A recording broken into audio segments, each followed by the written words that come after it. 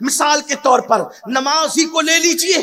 فقی ابو اللہ سمرقندی رحمت اللہ علیہ لکھتے ہیں کہ اللہ کے رسول علیہ السلام فرماتے ہیں جس نے جان بوجھ کر نماز چھوڑ دی اس سے اللہ بھی بیزار ہے, اللہ کے سارے رسول بیزار ہے, اللہ کے ملائکہ بیزار ہے, اور فرماتے میں محمد خود بھی اس سے بیزار ہوں جو نماز نہیں پڑھتا. جس سے اللہ کے رسول بیزار ہو.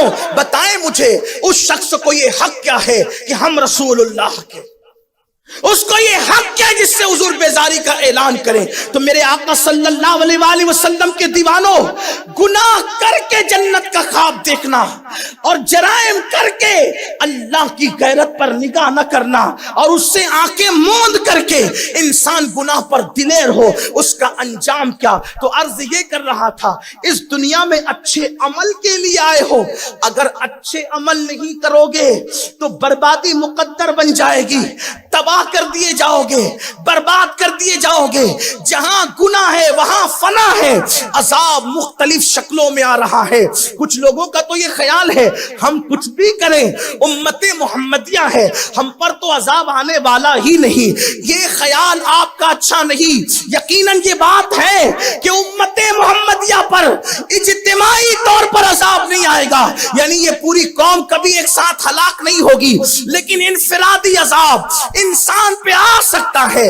انفرادی عذاب کا اثر انسان پہ آ سکتا ہے اور آ رہا ہے. کوئی محسوس تو کرے. مثال کے طور پر دلوں کا بے چین ہو جانا, دلوں کا بے قرار ہو جانا, یہ اللہ کے عذابوں میں سے عذاب ہے. عبادت کی توفیق نہ ہونا یہ اللہ کے عذابوں میں سے عذاب ہے. حیرت کی بات یہ ہے شاعری سن کر آنکھوں میں آنسو آتے ہیں, شاعری سن کر آنکھوں میں آنسو آتے ہیں, گناہ کے اشعار سن کر آنکھوں میں آنسو آتے ہیں. قرآن کی تلاوت سن کر آنکھوں میں آنسو کیوں نہیں آتے؟ یہ اللہ کا عذاب نہیں ہے تو کیا ہے؟ یہ اللہ تبارک و تعالیٰ کی ناراضگی نہیں ہے تو کیا ہے؟ میرے آقا صلی اللہ علیہ وسلم کے پیارے دیوانوں, احساس کرو, غور کرو اور اپنے آپ کو گناہوں سے بچاؤ. اس لیے کہ اس دنیا میں ہم اس لیے آئے کہ اس دنیا کی تیاری کریں, آخرت کی تیاری کریں. افسوس جس قوم کو اللہ نے آزمائش کے طور پہ دنیا میں بھیجا ہو, جو قوم آزمائش کے طور پہ دنیا میں آئی ہو, وہ قوم گناہوں میں ڈوب گئی, وہ قوم برائیوں میں ڈوب گئی, وہ قوم آوارگی میں ڈوب گئی. ذرا سوچو تو صحیح, جو آزمائش گاہ میں ہو, جو امتحان گاہ میں ہو, جو ایگزام ہال میں ہو, ارے شریر سے شریر بچہ بھی اگر ایگزام ہال میں بٹھایا جائے تو وہ سنجیدہ ہو جاتا ہے. اور قرآن کہہ رہا ہے ہم نے تم کو امتحان ہال میں بھیجا, ہم نے تمہیں امتحان گاہ میں بھیجا. یہ آزمائش کی جگہ ہے, امتحان کی جگہ ہے. امتحان کی جگہ کوئی شاعری نہیں ہوتی, کوئی ہنسی مذاق نہیں ہوتی, کوئی گانے باجے نہیں ہوتے, کوئی چھیڑ چھاڑ نہیں ہوتا. حال تو یہ ہوتا ہے کہ دوست بھی دوست سے جی چرا کے سوچتا ہے ارے وقت بچاؤ کیونکہ اپنا کام پورا کرنا ہے. اگر ہم نے ٹائم نہیں بچایا تو ناکام ہو جائیں گے. تو امتحان حال میں بیٹھنا شریر سے شریر بچے کو بھی سنجیدہ بنا دیتا ہے. ہماری غیر سنجیدگی کی انتہا ہے. اللہ فرما رہا ہے ہم نے تمہیں دنیا میں اس لیے بھیجا تاکہ ہم تمہیں آزمائیں, تمہارا امتحان لیں کہ کون اچھا عمل کرتا ہے اور وہ کون سا گناہ ہے جو ہمارے اندر نہیں. دل بہلانے کے لیے لطیفے سنے جا رہے, کامیڈی کرنے والوں کے شو دیکھے جا رہے ہیں, مسجد میں آنے کی توفیق نہیں اور اپنی راتوں کو جرائم میں گزارے جا رہے ہیں. آپ دیکھیے آج مسلمانوں کی راتیں کہاں گزر رہی ہے, نکڑ پر. مسلمانوں کی راتیں کہاں گزر رہی ہے, ہوٹلوں میں. مسلمانوں کی راتیں کہاں گزر رہی ہے, گناہوں کے اڈوں پہ, شراب کے اڈوں پہ, موسیقی کے اڈے پہ, گناہ کے اڈے پہ. سوچو ایک وقت تھا ہماری راتیں کہاں گزرتی تھی. کچھ لوگ یہ بھی کہتے ہیں مولانا اتنا نہ ڈراؤ کہ اللہ کریم نہیں. میں نے کہا ان کی زندگی دیکھ جن کو میرے رسول نے اپنی زبان سے جنت کی ضمانتیں دی تھی, ان کی راتیں کیسے گزرتی تھی. سیدنا فاروق اعظم اپنی داڑھی کو پکڑ کر کے روتے تھے اور عرض کرتے تھے مولا عمر پر رحم فرما. مولا کائنات سید السادات باب مدینۃ العلم سیدنا علی کرم اللہ وجہہ الکریم, جن کے بیٹے جنتی جوانوں کے سردار, جن کی بیوی جنتی عورتوں کی سردار, جو خاتم الولایت مولا کائنات ان کی راتوں کے بارے میں آتا ہے جب رات کا آخری پہر آتا تو مولائے کائنات اللہ کے خوف سے ایسے روتے اور ایسے گریہ وزاری کرتے، ایسے تڑپتے جیسے سانپ کا ڈسا ہوا تڑپتا تھا، ایسے مولائے کائنات اللہ کے خوف سے تڑپتے تھے اور رب کی بارگاہ میں گریہ وزاری کرتے تھے۔ جن کو جنت کی بشارتیں دی گئی وہ اس طریقے سے آنسو بہائیں، وہ اس طریقے سے روئیں، اوروں کی بات تو جانے دیجئے۔ ایک مرتبہ اللہ کے رسول صلی اللہ علیہ وآلہ وسلم مدینہ منورہ کی گلیوں میں نکلتے ہیں اور گلیوں میں نکل کر کے دیکھتے ہیں کہ جن کی میں نے خود تربیت کی، میں نے جن کو خود تیار کیا، میں نے جن کو اللہ کی معرفت عطا کی، ذرا ان کی راتیں کیسے ہیں۔ غور کرنا، حضور امت کی راتوں کو چیک کرنے کے لیے نکل رہے ہیں، حضور امت کی راتوں کو دیکھنے کے لیے نکل رہے ہیں کہ مدینے والوں کی راتیں کیسی ہیں۔ اللہ اکبر۔ لیکن آج کے ماحول کی طرح وہاں ایسے رات میں کوئی چاندنی ماحول نہیں ہوتا تھا، ایسے وہاں رات کے وقت میں اللہ اکبر بھیڑ کا ماحول نہیں ہوتا تھا۔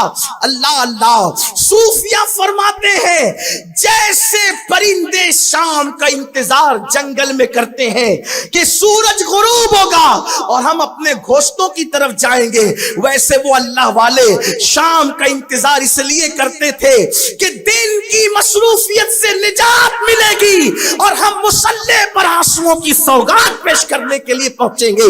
ان کی راتوں کا حال یہ تھا، اللہ اکبر، ان کو راتوں سے پیار اس لیے تھا، ان کو راتوں کا انتظار اس لیے تھا کہ اللہ کی عبادت کریں گے، آنسوؤں کی سوگات پیش کریں گے، رب کی بارگاہ میں مغفرت طلب کریں گے۔ اللہ اکبر۔ مصطفیٰ جان رحمت اپنے امت کی راتوں کو چیک کرنے کے لیے، احوال دیکھنے کے لیے گھر سے نکلے۔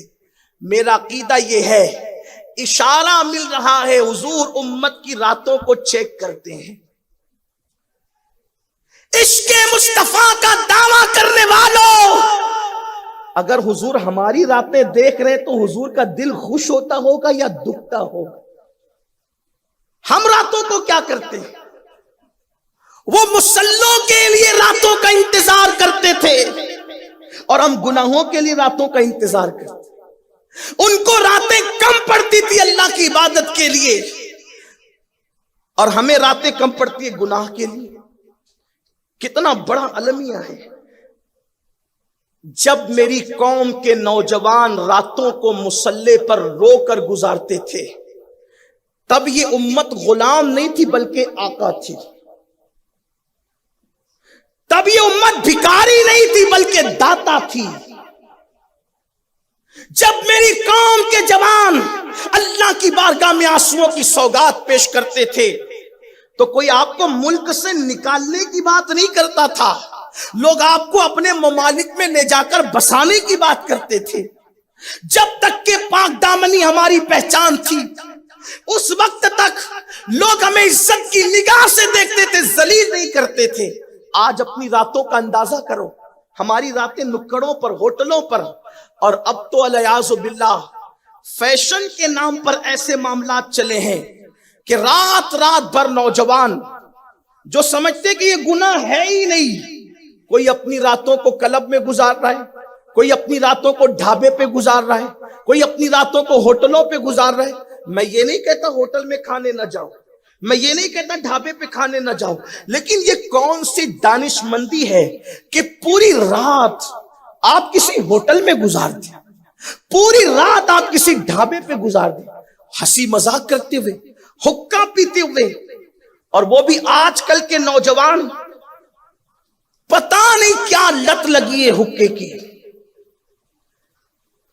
نہ اس کو گناہ سمجھا جاتا ہے۔ آپ سے پوچھتا ہوں، کیا اس اینگل سے آپ حقے کو نہیں دیکھتے کہ جن جن فلیور کہ تمباکو اور جو چیزیں آپ مہنگی مہنگی ہزاروں روپے کی استعمال کر کے دھواں اڑا دیتے ہو، کیا قیامت کے دن اللہ آپ سے نہیں پوچھے گا؟ جس قوم کی بچیاں لوجوں میں غربت کی وجہ سے بیچی جا رہی ہو، اس قوم کے جوان اگر ہزاروں روپے حقے کی نظر کر دے تو کیا ان سے پوچھا نہیں جائے؟ جس قوم کی بیٹیاں سگنلوں پہ بھیک مانگ رہی ہو، کیا اس قوم سے سوال نہیں ہوگا کہ انہوں نے حقے کے نام پہ ہزاروں روپے خرچ کر دیے تھے؟ کس بلا کی میں سے ہے سرشار ہم، دن ڈھلا ہوتے نہیں ہوشیار ہم، مٹنے والی قوموں کا طریقہ وہی ہوتا ہے جو ہم کر رہے ہیں۔ اقبال نے ایک صدی پہلے کہا تھا، نہ سنبھلو گے تو مٹ جاؤ گے ہندی مسلمانوں، تمہاری داستان تک بھی نہ ہوگی داستانوں میں۔